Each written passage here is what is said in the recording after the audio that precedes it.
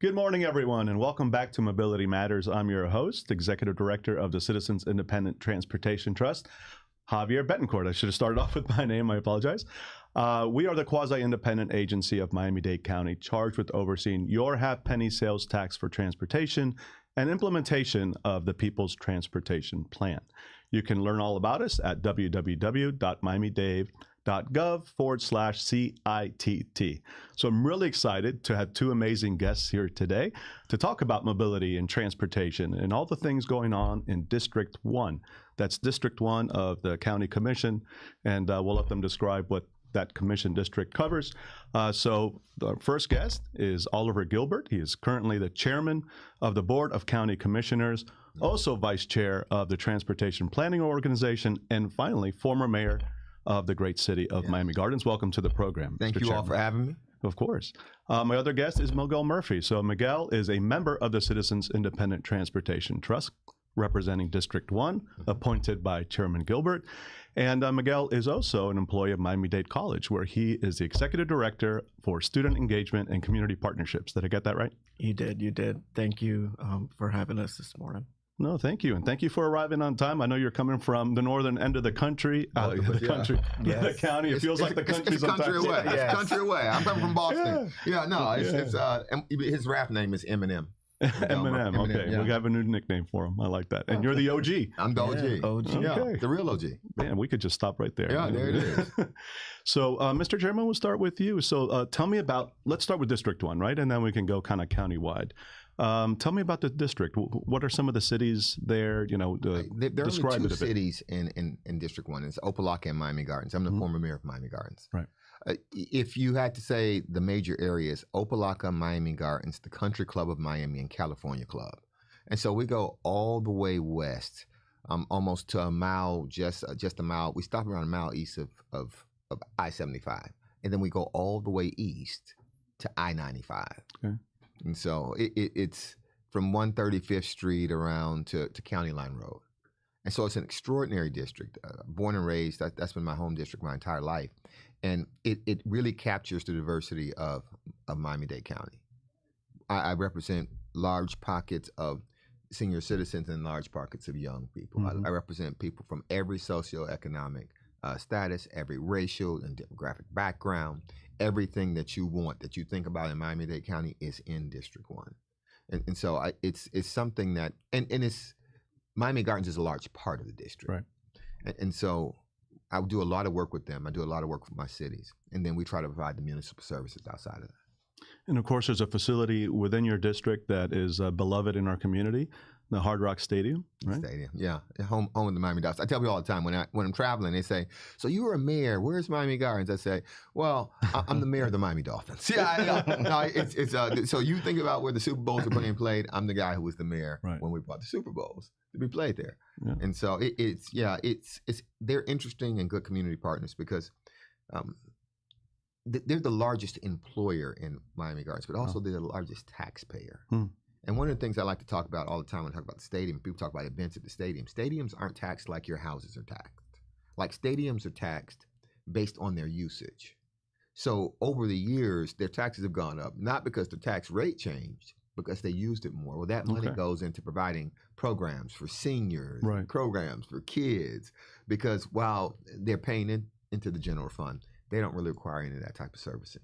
They don't require special policing. Their special policing they have to pay for. Right. And so those things, we find good ways to make good decisions and be good partners with each other. And it's really become a year-round destination. So beyond the Dolphins, obviously the Hurricanes, go Canes. They're doing really well this year. Let's keep that up. But also Formula One. You have the jazz concert. You have the tennis. I mean, it's year-round. Jazz concert, Formula One, tennis. We just did a pickleball tournament out there. Jazz in the Gardens, Rolling Loud. It really, this weekend, Taylor Swift. Oh, that's right. Yeah. Taylor Swift will be there for 3 days, sold out. Batten down the hatches. Yeah, it's we're about to be swift. Yes. So it's an interesting dynamic because it brings people, and it's something that Miami Gardens has been able to use to help develop. Because when I became mayor of Miami Gardens, there wasn't a lot of development there, and I said, well, Miami Beach has water. They have a beach, so they develop around a beach. Miami Gardens has a stadium. We need to develop around the stadium. Yeah. We need to create things and access points and things for people to do and entertain themselves and go eat and shop and make money as entrepreneurs around the stadium. You use what you have to actually help develop communities. Excellent. Another major institution in the district, of course, is Miami-Dade College North Campus. And then, of course, you live there, Miguel. So tell us more about those. Absolutely. Thank you. So lifelong resident of Miami Gardens. I've had the good fortune to serve on one of the advisory boards. That's where I met Commissioner and Chair Gilbert some decades ago, and, programming within the community. And so just being able to be a resident and actually do programming for our community and get the wider community to be involved has been truly, I'm really grateful for that. Now, Miami-Dade College, I've been there for, I want to say, almost 26 years. Oh, wow. Wow. Yeah. It's hard to believe. Hard to You look like believe. such a young guy. Yeah. Wow. 20 full-time years, and I've had the full experience of being a student, working in admissions, student affairs, teaching, advising. I currently serve as the executive director of student affairs and student engagement and community partnerships. But just having the privilege to really work with our students to see their growth through and through. And so yesterday I was riding the Metro Mover, and one of my former students, she's like, I remember you from somewhere. I'm like, remind me of your name, and I remember her last name. So it doesn't matter where I go in the community, Miami-Dade College and Miami Gardens have sort of given me the opportunity to really connect with some thousands of individuals, all walks of life, whether it's at the airport, the cruise. I've been on a cruise a couple times with my family, and my students are right there to check me in, or TSA, or it does Chick-fil-A, Starbucks, doesn't matter where. Yeah. Definitely, the college has given me that ability to connect with. So you and your students were drinking together on the cruise? That's what you're saying? Well, they checked me in. Is that what you're saying? I mean, Hey, what happens on a cruise what stays on the cruise. All right. Not in the age of social media. Yeah, so much, no, it doesn't.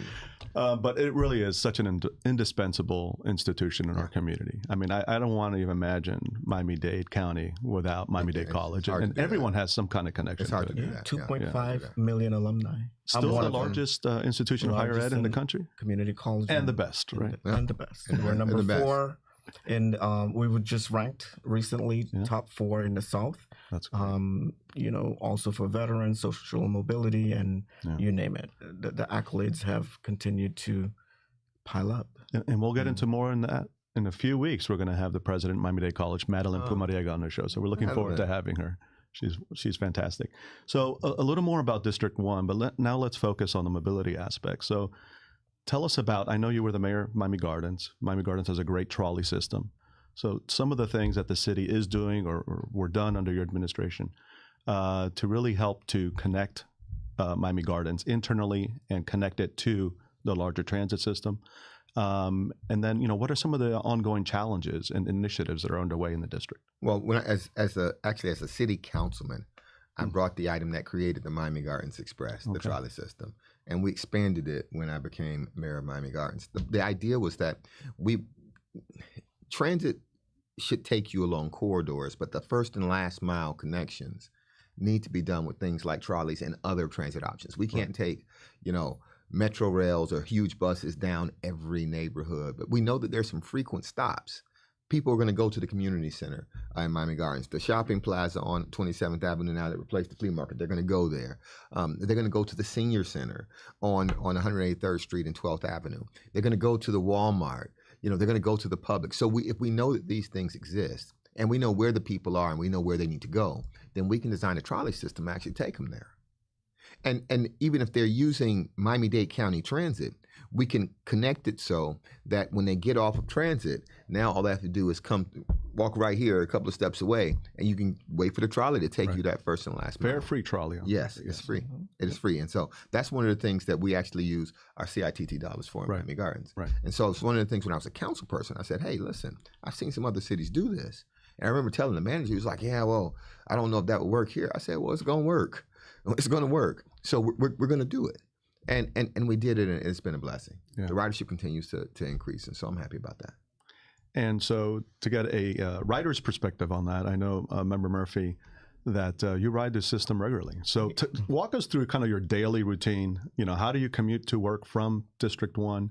What are some of the services you use? Absolutely. So first to the trolley, my grandmother loves it, and so do I. I'm able to use it and leverage it to, get to just community events, whether it's at the Betty T or to a council meeting from my residence. But my day-to-day, I'm fortunate to have a 95 Express stop. And so I was sharing earlier that I have a ride-in family now. Miss Claudette, Courtney, Sandra, and Miss Loretta. So I want to shout them out. But every morning we get on that bus, 95 Express. It takes about, I want to say 30 minutes to get downtown. Great. Yes. Much faster than driving. Faster in the afternoon. And cheaper. It's an option. When I look at the tolls, it says $11.50 and we're on that express bus. I'm like, it's really, really cost efficient. I see my students on there. I have students who commute tri-county. Right. And they use the Golden Glades interchange. So I see a lot of my colleagues leveraging the park and ride at Golden Glades as an option. Tri-Rail is also there. Right. I use that as an option as well. You get a discount if you have that monthly pass. So I teach my students also hey, if you want to get from campus A to campus B, you have this as an option. Right. Whether you're at the North Campus and you can get on the 32, go to the Opa-locka station in the district, and now there's a connector from Metro Rail transfer to downtown. Right. And that's 20 minutes. And there's even, I think, an express. Right? And an express. That goes directly. Exactly. So, 6:30, to 4 stops, similar to Brightline. Yeah. There are many options now to get from District 1 to downtown. So, for me, I tell my, family at work that I should have been doing this maybe like 10, 15 years ago. Right. Yeah. Right. Because I'm able to save energy. I'm able to do more. I'm able to reflect more. Yeah. They're all Wi-Fi enabled, right? You could do work on the trains and on the absolutely. buses. All the buses have Wi-Fi. The trains have Wi-Fi. I'm able to, connect remotely if needed. I'm able to focus, as opposed to driving where a text message comes in. That's dangerous, right? Yeah. So I'm able to actually be more responsive and be more present in my purpose and what I do.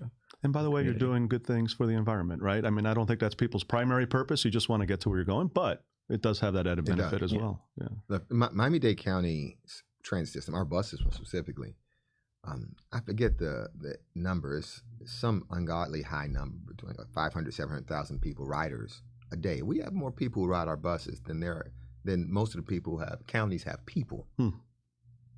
That's how significant it is. That's how significantly we move people from place to opportunity every day. So we don't think about transit in these terms, but I was a kid who used transit to get my law degree from the University of Miami. There are kids who are doing the same thing now with Miami-Dade College, FIU, Miami. Public schools, that's what's happening. That is what transit does. It moves you from place to opportunity. Right. And so we do an extraordinarily big thing every day. And sometimes I think what's lost on folks is the complexity of it. It's not easy. It's not easy sequencing. It's not easy making sure we have the exact mix of people on buses, on routes, and people. It's not easy. But it's something that we're trying our best to perfect right now. And so our the chairperson of the transit committee is Eileen Higginson. She works hard on that stuff, on the mechanics of it, and work hard on the policy of it. Because we need to get into practice of talking about it differently, speaking about transit and transportation and public transit and rapid mass transit differently. Far too often I see that we talk about it in terms of, how much it's going to cost us, not in terms of how much it's costing us not to do it. What's the congestion cost? I mean, I know the answer is $12 billion a year for the Tri-County area. That's the congestion cost, one of the highest in the country. That means between gas and time, we don't realize it. But not having a more robust rapid mass transit system is actually a tax on us right now. And so everything we do that I've done when I was as the chairman, and before that as chairman of TPO, and now vice chair of TPO, is aimed at enhancing and encouraging that conversation, because we have to find ways to fix it. Whenever someone tells me, well, we can't do it, I said, well, then what's your plan? Your plan can't be to sit in congestion. Right. Your plan can't be to watch housing prices continue to increase, to watch time and traffic continue to increase, with the population increasing, and with our productivity going down, and do nothing. That can't be your plan. Your plan can't be to build more roads, because we're built out. Right. So you can't build more roads. We can't build roads to the extent that it would actually relieve congestion in a major way. And so we need to, and we might be the only place in Florida, definitely the only place, if you count us, Broward and Palm Beach, the Southeast Corridor, that has this problem, because in other parts of Florida, it's a little different. They have more space than they have people. Right. We have more people than we have space.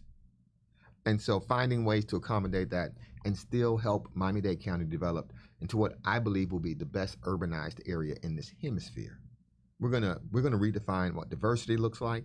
We're gonna redefine what resilience looks like.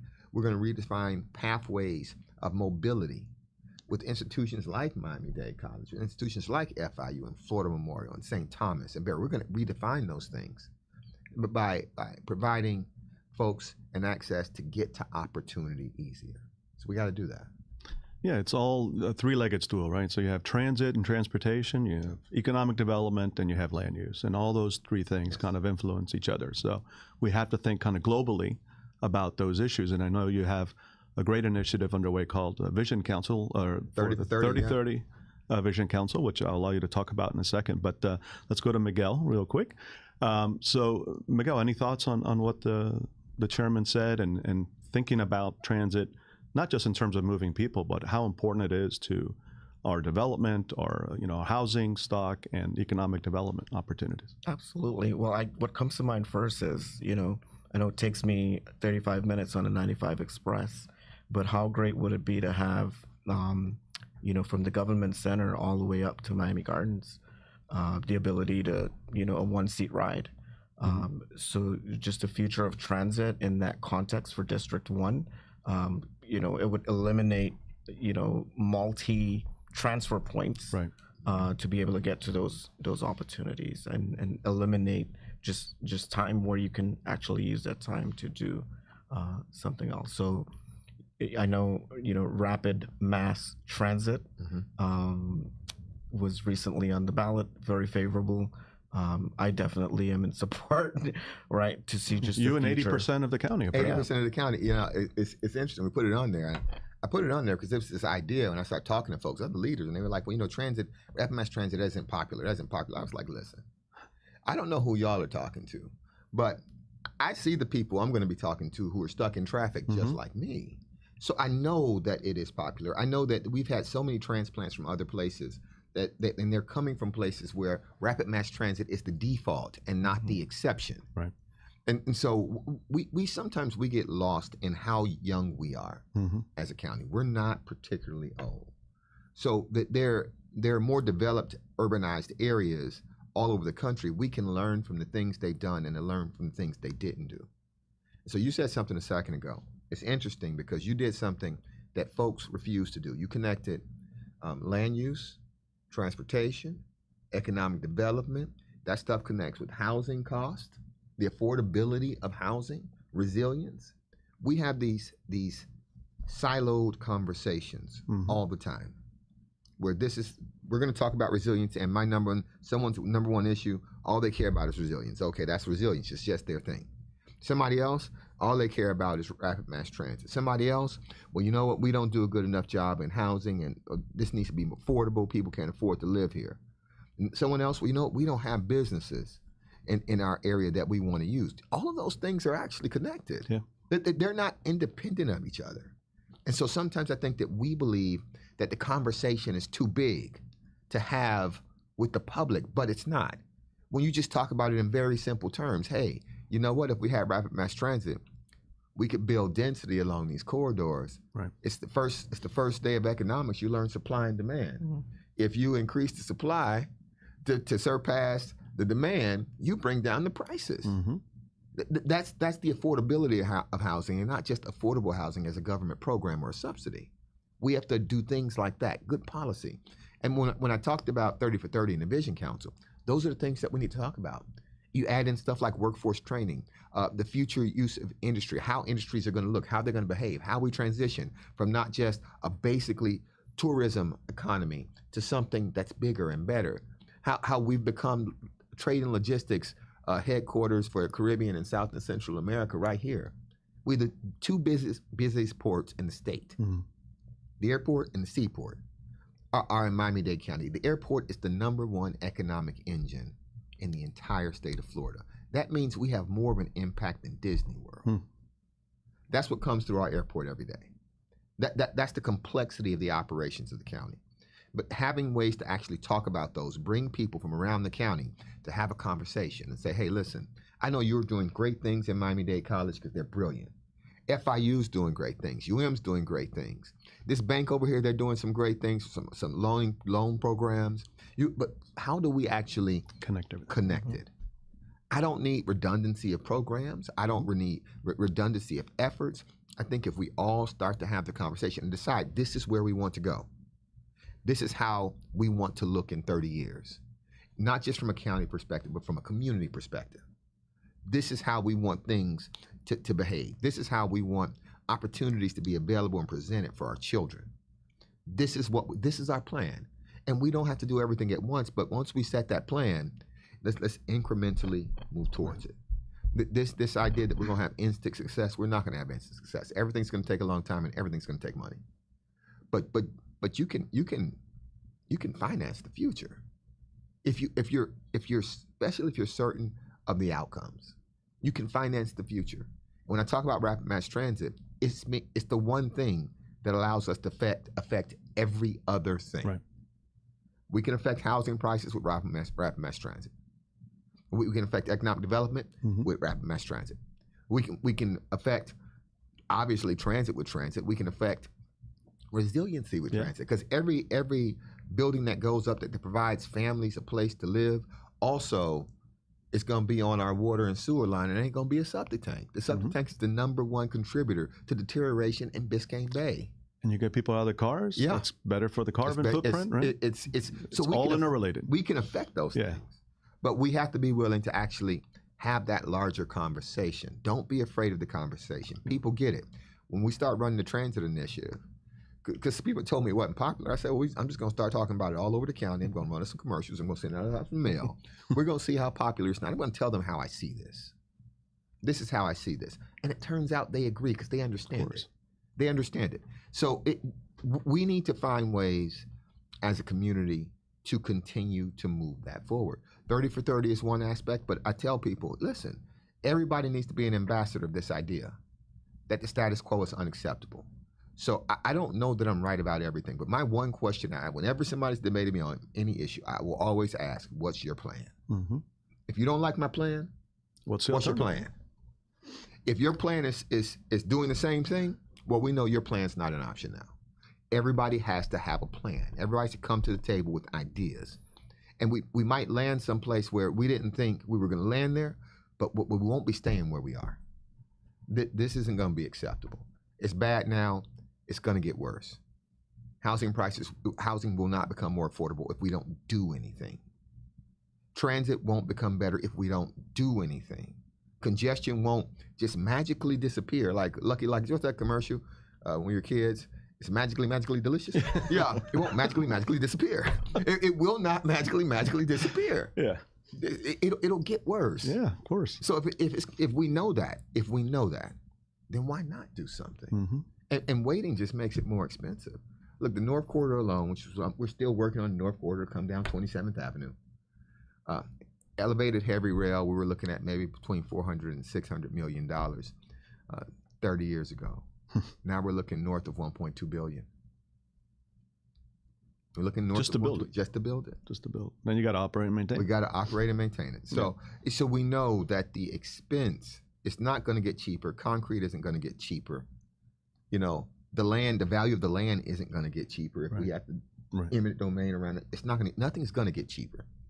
So waiting doesn't seem to be an option for any of these things. It seems like we have to go now. And I'm happy to say that I think all the stars are aligning. You know, it used to be in the past that people disagreed on this stuff. I don't see people disagreeing on the need for transit. Not just the general public, 80% approval, but even your colleagues on the commission, at the TPO, all the organizations, everyone seems to be aligned in wanting to get this done. It's just a matter of how, right? Yeah. So how do we get this done? So as a member of the CITT, Member Murphy, what is your role in all this and helping to fund some of these initiatives? You know, I wanted to also add, you know, just from my lived experience, right in the 27 and the 77, up to last night, the 27. And, you know, I was at a function with some students last night too, and they're like, Mr. Murphy, you should ride my route. And I'm like, I got you.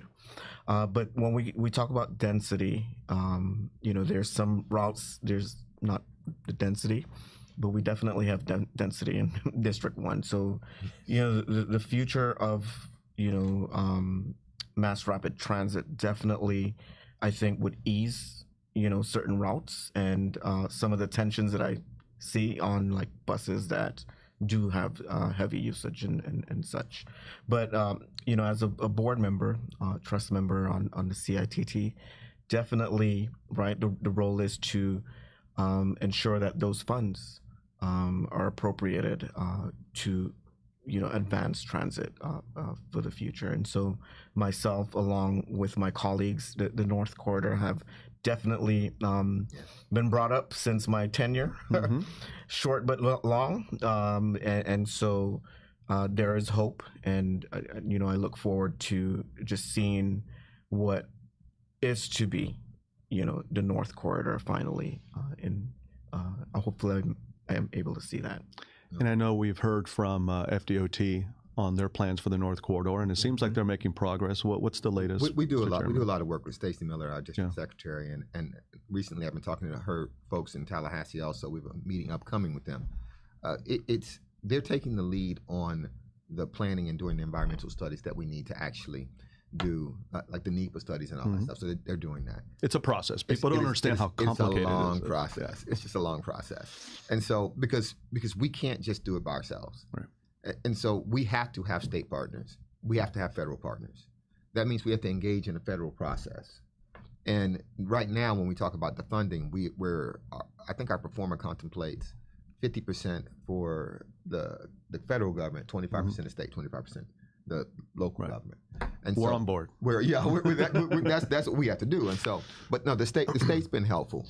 I think part of the issue also is that when I ask folks to think about it, don't just think about us here. Look, we need to start asking questions of state legislators who are from Miami-Dade County when they're going to Tallahassee and voting on transportation budgets that don't include our priorities. The state for a long time has had a priority of road building. I'm not against road building at all. Right. I think in most places in Florida, I think it is probably the most appropriate thing, because to operate a rapid mass transit system, you need a really, really, really concentration of people. I mean, it's always going to have to be subsidized by the government. It's never going to break even. You know, fare box recovery isn't even anywhere in the country except one strip in Las Vegas. It's the only place. So it's always going to be subsidized, but it's an investment because people get to go to work, people get to go to school. You get to help the environment. It's investment. Okay. But we from our state partners, we're going to need their policy. For the rest of the state, it can be whatever they want. But because we don't have the capacity to build out of congestion with roads, we're going to need their help with rapid mass transit. And so we need the full attention of the state in that effort. I'm not saying we don't do the stuff that we're doing right now. We don't resurface our roads. Do all that stuff. And where we can build interchanges to actually better design. Golden Glades. Yeah, do it. I was supportive of that. Yeah. You know, I'm happy we're doing it. The TPO was supportive of that. I'm happy we're doing it. But understand that that's not our future. Right. That's just not our future. And so we need to make sure policymakers at every level understand that without regard to party, without regard to where you stand on any social issues, without regard to any of these things, this issue should not divide us. Because When I walk outside, if we just walk to Sunset Drive there and knocked on the window of each of those drivers and say, hey, are you a Republican? Are you a Democrat? Are you a Republican? Are you independent? You'll find that we're all stuck in traffic together. Mm-hmm. Whether you're common denominator in Miami. Black, white, Hispanic, Jewish, Asian, issue. Republican, Democrat, liberal, conservative, you are stuck at this light. You're stuck in traffic. Yeah. And so because it affects all of us in that way, because the affordability of housing affects all of us in that way, because having a resilient community affects all of us in that way.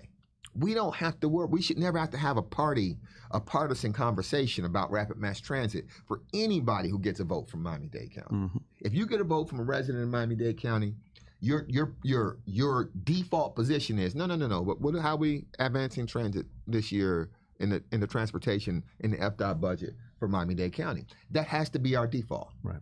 And so we need that because we need their help. And it's also an issue of fairness and equity, right? We're a donor county to the state. We should get the bulk of those funds back and in areas that we need. So if we can't expand roadways, then we deserve to have those investments in transit. And listen, I am, and I don't, if for any state folks that are listening, I love y'all. but also, listen, I don't mind that we're a donor county. Right. Because Miami-Dade County, every New York City, New York, most of New York is actually rural and agricultural. Mm-hmm. New York City is an engine. Miami-Dade County, Southeast Florida, we're an engine. The strong shall bear the infirmities of the weak. I want us to do our part to help provide quality education, quality roads, all the things from every place else in the county also. I just don't want us to be neglected for our needs. So I'll never complain about the money we send you all. But when we come, we say this is what we need. This is why we need it. And this is how we plan on actually continuing to be this donor county, continuing to be the engine that pushes this state forward. And I think we have the best state in the country. But Miami-Dade County is a big part of that. And sometimes those efforts don't necessarily go acknowledged. And so you'll see sometimes like the tug of war between the people in other parts of the state. They look at us and they don't really like us. And they don't understand. Yeah, they don't understand us. And if you took Miami-Dade County out of Florida, they'd be Vermont. Mm-hmm. You know, they'd be North Dakota. Yeah. There'd be someplace with not a lot of people, and they wouldn't have the resources that we bring to the state. And so I'm always willing, and I always want us to do our part because I believe not just here in Miami-Dade County, but in this state, in this country, we are in it together. Right. I'm not going to ever say we have more money, and so no. We're going to put our money in a pot and it's going to help your kids. You should put your money in a pot and it's going to help ours. And that ought to be the message that actually transcends partisanship, religion. That's our message. Yeah, you got to take care of the goose that lays that golden egg, right? No. So we're covering every subject. I love this. But on the subject of funding, let's take that a step further. So one thing we do know is that we don't have enough funding to complete the SMART plan, to complete all the transportation projects that are critically necessary. The referendum that was passed was fantastic, 80% support, but it was a straw ballot, right? It didn't really, touch on funding. Is that the next step now, to go back to the public, or to find other funding sources so that we can complete these projects? All of the above. And we've done some stuff already. When you look at how we've actually changed how we view, like for instance, our funding of CRAs in the future. And if you look at, we've added a bunch of money to the pro forma just because we anticipate having to bring the SMART plan on. So the TIF district, everything TIF districts, all those things. So we've done it. The next step is, I know you all remember the RTZ that was a fight for a year and a half, and we fought over it, and some cities didn't want it. But our idea that rapid mass transit and the corridors and the use of that land around those things matter. Part of the reason it matters is because all of that RTZ area goes into, we get the increment of that, the value of that property to actually put back into rapid mass transit. So Steve Bovo actually did that when he was a commissioner. I did the second half. He did that first half. Me increasing the value of that property and making it more developable for higher uses and more dense, higher FAR and more density, actually allows us to get more money to put in transit. That's going to be a part of it. But I think ultimately, we will have to have a talk with the public about how we actually fund this. And so when you said earlier that all of my colleagues, they seem to be on board, I think they are on board. But it's not, look, if you want an omelet, you got to crack an egg. What's that movie that said everybody want to go to heaven, nobody want to die? Nobody, yeah. At some point. Commissioner Moss liked to say that. Yeah, everybody want to go to heaven. So it's at some point, we have to talk about things like the happening. At some point, we have to talk about things like general obligation bonds. At some point, we have to do it. And it's not an abnormal conversation. All of the great things that you think about, like when people talk about, oh, I love going to Tropical Park. I love going to Tropical Park. A GOB built that. General obligation bond built that. Mm-hmm. Yeah, the ARST, it's wonderful. GOB. Yeah, Frost, GOB. Mm-hmm. The zoo. GOB, zoo. GOB. Yeah, everything. The fire stations, you like having a fire station near you because when you're in trouble, like you have a medical emergency, they get there quicker. And if there's a fire, they get there quicker. Those fire stations, GOB. We use those special funding mechanisms to actually do things that we can't do in the normal course of business. So the key for us is, first, finding out how we're going to fund the operation and maintenance. So a lot of people start how you build it. I don't start with how you build it. I start with how you maintain it. It's the harder end of the equation. That's the harder end. Yeah. That's the end that goes on forever. Yeah. How do you maintain it? That's going to be the question. How we maintain it. Once we get that part, and us changing the TIF and all those things, that's part of that. Once we get to that part, then we start with, okay, then we have that larger conversation. How do we partner with the federal government and the state government to actually get this done? Things like the infrastructure program and New Starts and all these other things that came from the federal government, the Biden administration, is very helpful for us because it allows us to defer cost from basically every cost in transportation. If it ain't coming from CITT, it's coming from general fund. Right. So if we can defer money that we'd have to spend in the general fund or accumulate more money in the general fund from anything, we can move it towards transportation and it helps with us. But that's going to be the conversation about how we actually piece that together. And I think that the mistake that we made as a public is being afraid of that conversation. I think the elected officials have been afraid of that conversation. I'm not. Kick it down the road, right? Kick it down the road. Listen, if you can hear me, if you can see me, it's not going to be free. Right. It's going to cost us something. But it's costing you something right now. You're not used to what it's costing you because you become numb to the pain. It's like if I pinched you right here. For the first second, it might hurt. But afterwards, it would just feel like what was normal. Well, you think it's normal that you sit in traffic for 2 hours. You normalize that into your gas payments, like when you fill up your car.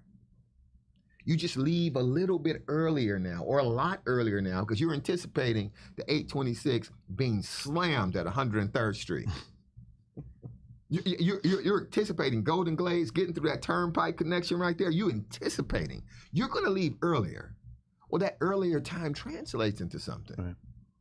That added gas, you're paying it now. It's an opportunity cost, right? Yeah. That's what people don't understand. Yeah. So it's people have been afraid of those conversations. I'm not afraid of that conversation. It's going to cost us money. We want to minimize how much it's going to cost us. We want to figure out how to pay it over time.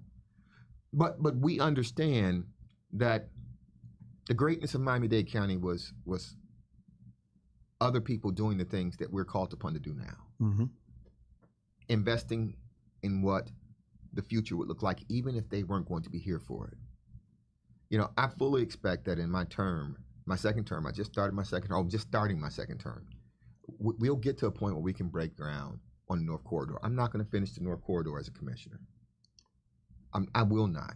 Time will not allow me to do that. I'm not concentrating on finishing, I'm concentrating on starting. Let's start. So right now, the ballot initiative, we started the conversation. And so now we keep moving. We keep moving because ultimately, a good way to really demonstrate that you will never do anything is to never start it. We're starting now. And that's not just me, that's us as a community. On that point, so we've talked about how we desperately need not only local government, but the state government and our federal partners to be part of the solution. But it goes beyond that, to your point of community, public, private, yes, and nonprofit, and the public, right? It's really the 4 P. Yes. So Miami-Dade College, as one of the largest institutions and one of the most critical in our community, not only because of the academics, but you're an enormous employer. You have campuses throughout the county, so you're in a unique position to really be a part of this conversation and the solution. So how do you foresee the Miami-Dade College kind of supporting these efforts moving forward? Whether it's more funding, whether it's trying to get people out of cars and into transit. From your perspective, what's the college's role? Yeah, so to Chairman Gilbert's point, we need to start the conversation. So Miami-Dade College is scattered throughout the community from Homestead to the North Campus. We even have a higher education partnership right in the city of Miami Gardens at the Betty T.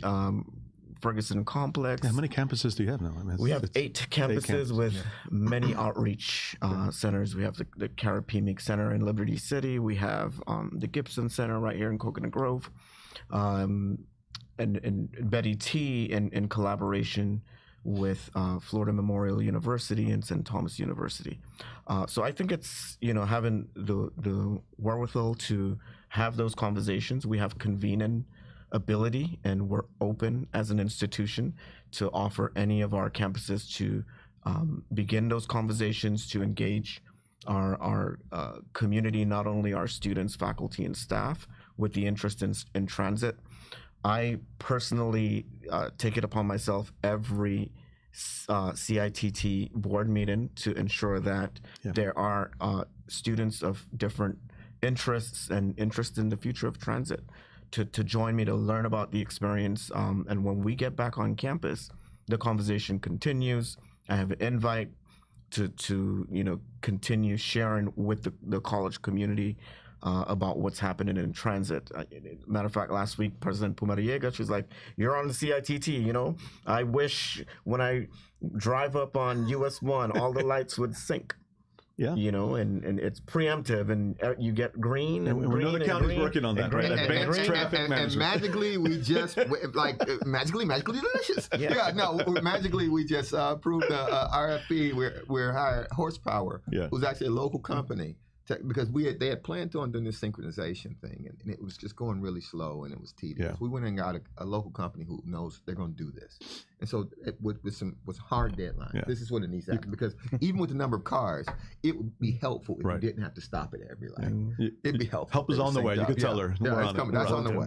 Or President Liber, Dr. Liber at the medical campus, who gave me a call a couple of days ago, and he's like, the lights next to the medical campus, and such. And so, we're open as an institution to convene and to engage our community, and to also reach out to, all of our partners in the game to advance that conversation and to have those difficult, you're right, conversation. I believe too, we do need to, you have to get started. That's how you advance.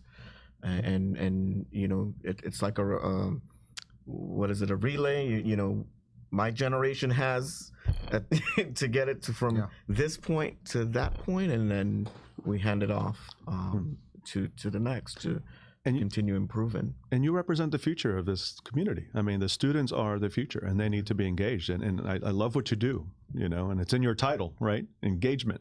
And I have to say that your students are engaged. They actually reached out to me to participate in some kind of voting exercise, from a transportation perspective. So I really do think that the college has an opportunity and an obligation, and I know a desire to be a leader on this. So thank you. Appreciate it. And the college has also hosted, co-motion.